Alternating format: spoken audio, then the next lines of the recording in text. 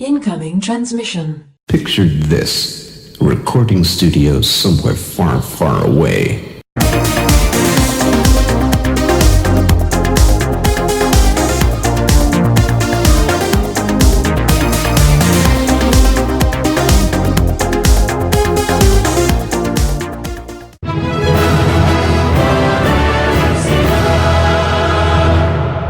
Welcome, Watchers of Illusion, to my Castle of Confusion on the 28th of November, and I'm looking at P47 Thunderbolt, Freedom Fighter, and was released in 1988. Now, I loved the arcade version of this, so I thought I would pop on the Spectrum version. I did have this back in the day, so I was quite relieved to actually found it again. As arcade conversions go, it's actually not bad. Not bad at all. But we'll get into that later. I have had a little bit of a practice, not too long, but enough just to explore some of the options that are on the game. Now, as you can see, graphically, it's actually not bad at all. Very, and there's more than one colour on the screen. Hey, results! Okay, so you can see that the score and high score in the top of your screen there in yellow, and then in the bottom we have a nice little array of things to look at. Now, in the bottom right you have your lives, and then in the bottom left you have what abilities you actually got at the moment. Now, you get abilities by shooting the helicopter. The helicopter will then give you various upgrades for your plane, such as missiles and bombs and stuff like that. Anyway, yeah, so you can see down there's a blue E, there's a green E, and basically what happens here is if you lose a life, you then get one of those abilities removed and you keep whatever is left. So you can see there it's switched to bombs now. Because I've got 3, I get like a nice spread of these. Now, this comes in really handy with the end of level boss. I'm going to tell you now, this thing takes a hell of a pounding before it goes down. But it is faithful to the arcade so far. Absolutely brilliant. I do enjoy a good Spectrum conversion.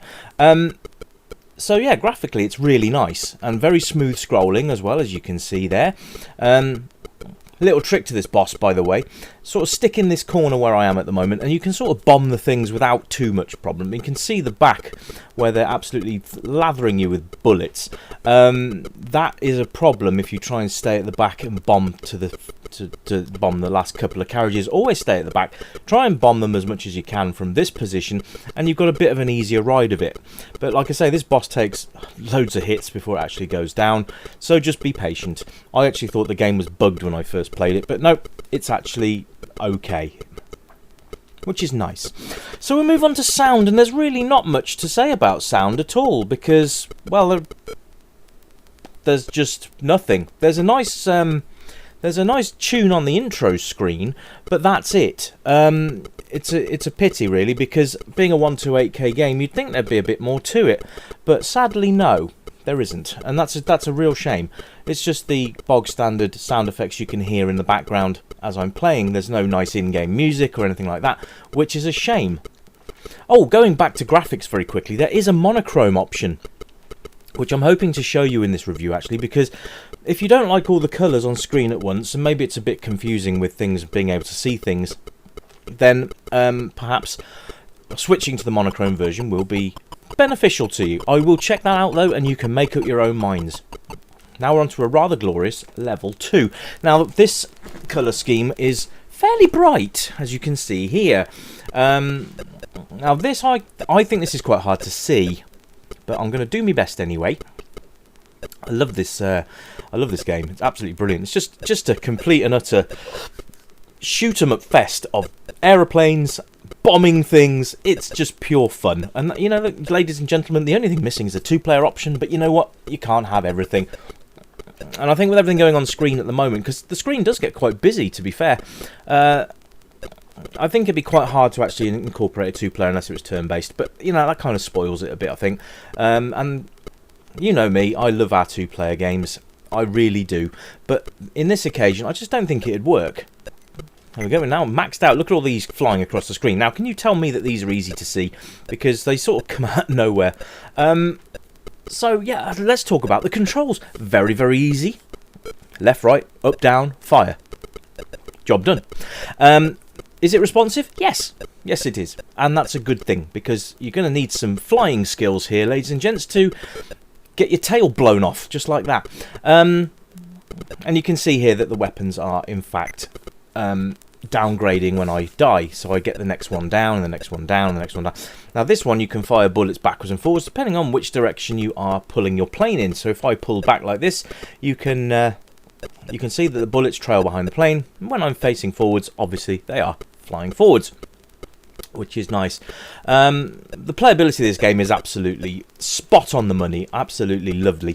If you like this sort of game, you're going to be in your element. It's a bit like Flying Shark, but sideways on, rather than overhead, which is quite nice as well. So, if you like this sort of game, what's a game? If you like this sort of game, then you're going to absolutely be in your element. So, if you haven't played P47, by the way, it's worth giving it a go. It's actually a pretty good game. I believe it was released on a lot of the home systems. Spectrum, Amstrad, C64, I believe. Not sure about the 16-bit ones. I will have a look into that. Or maybe you guys can have a look into that and let me know in the comments. Hey, there's a good conversation starter. But yes, the helicopters, they are what we'll give you there. We've got a speed bump there, which is quite nice. So yeah, let's move on. Age range. Well, I think I must have been playing this when I was about 8. So, hang on, what year was it? 88. Yeah, I'd have been about 11. So there you go. Hang on, I was born in 12. There you go, 12. So yeah, I'd probably say about 10 plus, to be quite honest with you, just to give it a good old going over. Second boss list, by the way. I think you've got to try and get above it, but it's quite hard to see the bullets on this. Oh dear, never mind. And here we go. So there you go. You get 3 lives, and then you. But let's have a look at the mono option. Let's put the mono option on and give it a go. See what you guys think. Is it easier to see or not? Let's have a look. Well, I actually think that's clearer. I mean, like taking the blue colour scheme away, actually, I think makes it a little bit easier to see. What do you guys think? I'm going to see how far I can get with this, and then we'll call it a day. But, well, type of game is next, which, obviously, it's a side-scroller. Shoot 'em up, and I've just died. Oh, dear. But, yes. Side-scrolling shoot 'em up with the old P47. So, there you are. Obviously, one-player game, but I can forgive this because it's actually really good fun to play. So, there you go.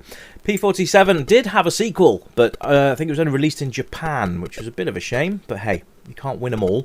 But this is nice. I actually like the monochrome version. It's quite cool. I like that a lot, actually. I think it's a lot easier to see what you're doing, personally. I like the fact they've actually tried to mess about with colours and stuff like that. But sometimes, given that the Spectrum's limited palette and the colour clipping, I think sometimes it was trying to be too clever for their own good. I mean, games that are produced now can deal with the colour clipping because they've learnt how to deal with the machine's limitations and work around them with some rather nifty techniques. Obviously, those techniques weren't investigated at the time or implemented because we didn't know how to do it. So now people are understanding the hardware and all of that. You're now seeing some rather nice Spectrum games coming out. Some of them are remakes. Obviously, if you've not seen the remake of Crystal Kingdom Dizzy, then you need to. That's on my channel as well. So just check out Crystal Kingdom Dizzy remake. It is on my channel. So just go to videos and then a search box will be on your right. You should be able to have a look from there. Have a look at that. There's also a Castlevania and I think it's called The Sword of Inner, which is also very, very good. So have a look at those. So I'm not sure what's going on with YouTube at the moment, by the way, folks. Something COPPA, something to do with whether or not videos are suitable for children. I don't know what that's all about. Being in the UK, I'm not sure how applicable that is, but there seems to be a big hoo-ha about it. It's not implemented as of yet, but I do believe it's coming soon, and I really don't know what it's all about. Every video I've had to upload, I've had to tick a box to say that it's not designed for children. So I'm guessing it's something to do with child protection. But all I'm going to say is, if you've got kids, it's your bloody responsibility to make sure they're not watching stuff that they're not supposed to be watching. Okay? Anyway, and yes, I know I've got kids of my own. It's easier said than done, but you know what I mean. You can't fob the job off to somebody else. Anyway, I really hope you've enjoyed this review, because I've really enjoyed playing this game. P47 Thunderbolt on the ZX Spectrum. This is the 128K version. It was released on the 48 as well. Let's have a quick look at level 2. Might as well see if it's any easier to see on the that sort of garish yellow has gone. Is it a lot easier? I don't know. Oh, this is a tricky one. What do you think, guys? Do you think this is easy to see on this level, or do you think that not? Or do you think it's about the same? I don't know. Actually, I think probably it's just a little bit easier to see. But there we are. Sorry about the delay in reviews this week, but it's been a busy week for me. So apologies on that, and I'll be back with you again very soon. And hope you all have a very, very nice Friday. I will see you hopefully again soon with another review. Please feel free to leave comments, and I will always reply to them. So cheers, guys. Thanks a lot. You all rock.